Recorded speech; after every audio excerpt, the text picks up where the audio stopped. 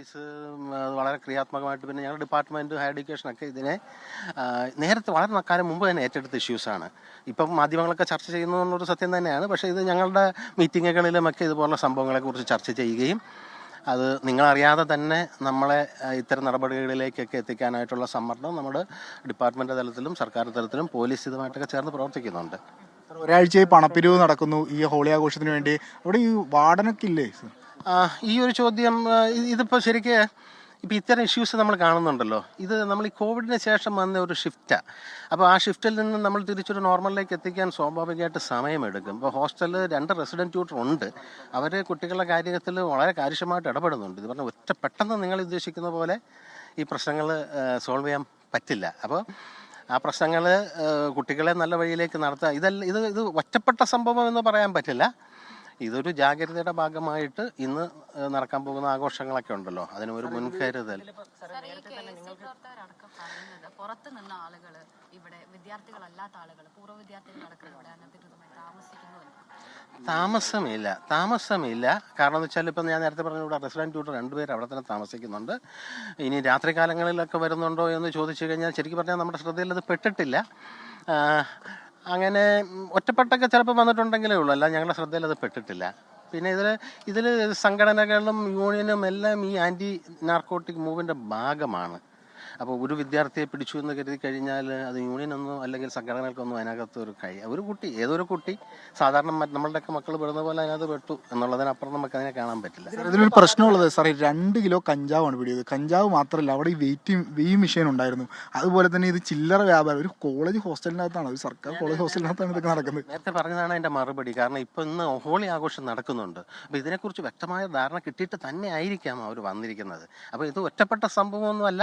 ഇപ്പം ഞങ്ങളിവിടെ നോക്കിക്കഴിഞ്ഞാൽ ഞങ്ങളൊരു 6 മാസം, നിങ്ങളൊക്കെ ഇപ്പോൾ സംസാരിക്കുന്നെങ്കിൽ 6 മാസമായിട്ട് ഒരു ലഹരി വിരുദ്ധ പ്രവർത്തനങ്ങളായിട്ട് ഞങ്ങൾ മുമ്പോട്ട് പോവുക. എന്ന് വെച്ചാൽ ഇപ്പം എന്താണ് അതിൻ്റെ പ്രവർത്തനം എന്ന് ചോദിച്ചു കഴിഞ്ഞാൽ ഇപ്പം ഞങ്ങളുടെ ഭാഗത്തുനിന്ന് ഞങ്ങൾ ഇവിടെ ഒരു കൗൺസിലറെ വെച്ചിട്ടുണ്ട്, പാർട്ട് ടൈം കൗൺസിലറെ വെച്ചിട്ടുണ്ട്. അതൊന്ന് 2 നമ്മളിപ്പോൾ കമ്മിറ്റിയെ വെച്ചിട്ട് ഇതിനെക്കുറിച്ച് പഠിച്ച് റിപ്പോർട്ട് നൽകിയിട്ടുണ്ട്. ഉന്നത വിദ്യാഭ്യാസ വകുപ്പിലേക്ക് കൊടുത്തിട്ടുണ്ട്. പോലീസും അവരുടെ സംവിധാനങ്ങൾ നിരന്തരം നമ്മളുമായിട്ട് ബന്ധപ്പെട്ടുകൊണ്ടിരിക്കുക. ഓരോ ഇതിനുള്ളിൽ തന്നെ അവരുടെ ഡാൻസ് ഓഫിൻ്റെ ഫോഴ്സുകളൊക്കെ ഉണ്ടാകാം, ഷാഡോ പോലീസ് ഉണ്ടാകാം. എല്ലാ ദിവസവും അവർ നിരന്തരം നമ്മളുമായിട്ട് ബന്ധപ്പെടുകയും അവർ അതിൻ്റെ ഭാഗം തന്നെയാണ്. അല്ലാതെ ഇത് പെട്ടെന്ന് വന്ന് പിടിക്കുമെന്നുള്ളതാണ്. അതിനെക്കുറിച്ചൊന്നും എനിക്കൊരു വ്യക്തത ഇല്ല. ക്യാമ്പസ് ഇപ്പം കൊച്ചിയുടെ എല്ലാ പ്രശ്നങ്ങളും ഈ ക്യാമ്പസിന് ഉണ്ടാകുമല്ലോ. അവൈലബിലിറ്റിയെ കുറിച്ചൊന്നും നമുക്കൊരു ധാരണയില്ല. നമ്മൾ ഒഫീഷ്യലായിട്ട് എന്തെങ്കിലും പരാതി മുമ്പ് കൊടുത്തിരുന്നു സാർ പോലീസിനോ? അല്ലെങ്കിൽ നമ്മൾ ഇത് എല്ലാ ആഘോഷങ്ങൾക്കും മുമ്പ് നമ്മൾ പരാതി ഈ വസ്തു ഇത് കൊണ്ടുവരുന്നുണ്ടെന്നുമായി ബന്ധപ്പെട്ട വിവരങ്ങൾ അങ്ങനെ എന്തെങ്കിലും ഒഫീഷ്യൽ പരാതികൾ ഇവിടെ ലഹരി എത്തിക്കുന്നു അങ്ങനെ എന്നുവെച്ചാൽ ആഘോഷങ്ങൾക്കെല്ലാം സ്വാഭാവികമായിട്ട് ഇതിൻ്റെ ഒരു സാന്നിധ്യം നമ്മൾ പ്രതീക്ഷിക്കുന്നുണ്ട്. അപ്പം എന്തെങ്കിലും ആഘോഷം വരുന്നതിന് മുമ്പ് നമ്മൾ കറക്റ്റായിട്ട് പോലീസിനെ അറിയിക്കുന്നുണ്ട്, സ്പെഷ്യൽ ബ്രാഞ്ചിനെ അറിയിക്കുന്നുണ്ട്. അവരുടെ സാന്നിധ്യം ഇവിടെ ഉണ്ട്. ഒരു പക്ഷേ എന്തെങ്കിലും കൂടുതൽ വിവരം അവർക്ക് ലഭിച്ചിട്ടുണ്ടാകാം. വിദ്യാർത്ഥി രാഷ്ട്രീയ സംഘടനകളൊക്കെ ശക്തമായ ഒരു ക്യാമ്പസാണ്. അതിനിടയിലാണ് ഒരു വിദ്യാർത്ഥി നേതാവിനെ തന്നെയാണ്. അത് വിദ്യാർത്ഥി നേതാവെന്ന് പറയാനായിട്ട് ഇപ്പം അവർ ശരിക്കും പറഞ്ഞാൽ ഇപ്പം ഇങ്ങനെ ഒരു റെയ്ഡ് നടത്തുമ്പോൾ സ്വാഭാവികമായിട്ടും യൂണിയനും മറ്റ് വിദ്യാർത്ഥി സംഘടനകളും ഒക്കെ അതിനെ സപ്പോർട്ട് ചെയ്താ ചെയ്യുക. ഒറ്റപ്പെട്ട ഒരു കുട്ടി അതിനകത്ത് പെട്ടു, അത് ഒറ്റപ്പെട്ട കുട്ടി എന്ന് മാത്രം കണക്കാക്കിയാൽ മതി. അല്ലാതെ നമുക്ക് ഒരാളുടെ 2 കിലോയാണ് പിടികൂടിയിട്ടുള്ളത്. ശരിയാണ് സാർ, ശരിയാണ്, പറയുന്നത് ശരിയാണ്. പക്ഷെ ഇത് പിടികൂടിയെന്ന് പറഞ്ഞു കഴിഞ്ഞാൽ അതൊരു മൂവ്മെന്റ് ആയിരുന്നല്ലോ അവരുടെ, അല്ലാതെ പെട്ടെന്ന് വഴിയിൽ വെച്ച് പിടിച്ചതല്ല. ഇവിടെ നേരത്തെ ഇത്തരത്തിലെന്തെങ്കിലും പരാതികൾ മുമ്പ് കിട്ടിയിട്ടുണ്ടോ? അങ്ങനെ പറയാം. അല്ല, ഞാനിത് പറയാൻ കാര്യം എന്ന് വെച്ചാൽ ഇവര് ഇത്തരം പ്രവർത്തനങ്ങൾ നമ്മളോട് സഹകരിക്കുന്നുണ്ട്.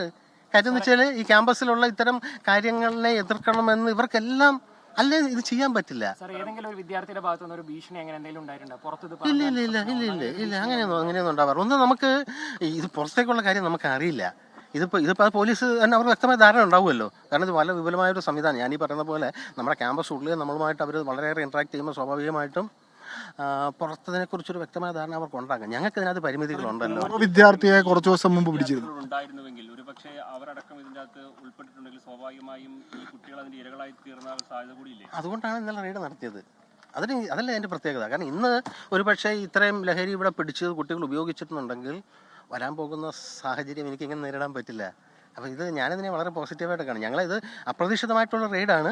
അവർ പെട്ടെന്ന് വരുന്നു, വിളിക്കുന്നു, അത്ര വേറെ 100ഓളം ആൾക്കാർ വരുന്നു. എന്ന് വെച്ചാൽ ഇത് അവരുടെ രീതിയിലൊരു പ്ലാൻഡ് ഓപ്പറേഷനാണ്. അപ്പോൾ അവർ അറിഞ്ഞ് ഇതേക്കുറിച്ചെല്ലാം വ്യക്തമായ ഡേറ്റ കളക്ട് ചെയ്തിട്ട് തന്നെയാണ്. അങ്ങനെ ആളുകൾ ഉണ്ടായിരുന്നെങ്കിൽ സ്വാഭാവികമായി ആ റൂമുകളിൽ നിന്ന് പിടിച്ചെടുത്തു എന്നതിന്റെ അപ്പുറത്തേക്ക് ആ കുട്ടികളുടെ കയ്യിൽ നിന്നല്ലത് പിടിച്ചെടുത്തു. അപ്പോൾ അങ്ങനെയുള്ള ആളുകൾ ഇവിടെ നിരന്തരം കയറി ലഹരി വിൽപ്പനയടക്കം നടത്തുകയും സ്വാഭാവികമായും വിദ്യാർത്ഥികൾ വെറും ഇരകൾ മാത്രം. അതിനുള്ളൊരു നടപടിയാണല്ലോ ഇപ്പോൾ വന്നിരിക്കുന്നത്. ഒരുപക്ഷെ ഈ 2 കിലോ കഞ്ചാവ് നിങ്ങൾ പറയുന്ന പോലെ പിടിച്ചെടുത്തിട്ടുണ്ടെങ്കിൽ അത് നാളെ ഇന്ന് കുട്ടികളിൽ ഡിസ്ട്രിബ്യൂട്ട് ചെയ്യാനുള്ള സാധനമല്ലേ? അത് കറക്റ്റായിട്ട് പിടിച്ചിട്ടുണ്ടല്ലോ.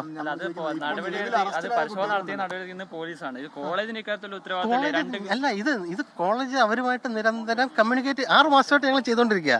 നിങ്ങൾ കമ്മ്യൂണിക്കേറ്റ് ചെയ്യണമെങ്കിലും പഴയ പൂർവ്വ വിദ്യാർത്ഥികൾ ഉൾപ്പെടെ കയറുന്നുണ്ടോ എന്നുള്ള കാര്യം, രാത്രിയിൽ വരുന്നുണ്ടോ എന്നുള്ള കാര്യത്തിൽ വ്യക്തത ഇല്ലെന്ന് പറയാൻ കാര്യം എന്ന് വെച്ചാൽ ഇതിപ്പോൾ നോർമൽ രീതിയിൽ പറ്റില്ല. കാരണം വെച്ചാൽ നമ്മളവിടെ ഗേറ്റ് ഉണ്ട്, ലോക്ക് ചെയ്യും, വാച്ച്മാൻ. കളമശ്ശേരി ഗവൺമെൻറ് പോളിടെക്നിക്കിലെ പ്രിൻസിപ്പൽ ഡോക്ടർ ഐജു തോമസ് സംസാരിക്കുകയായിരുന്നു. അദ്ദേഹം പറഞ്ഞത് കുറച്ചു കാലമായി ഇതിനു വേണ്ടിയുള്ള പ്രവർത്തനങ്ങൾ ഉണ്ടായിരുന്നു. പോലീസിനെയും എക്സൈസിനെയും ഒക്കെ അവർ കാര്യങ്ങൾ അറിയിക്കുന്നുണ്ടായിരുന്നു.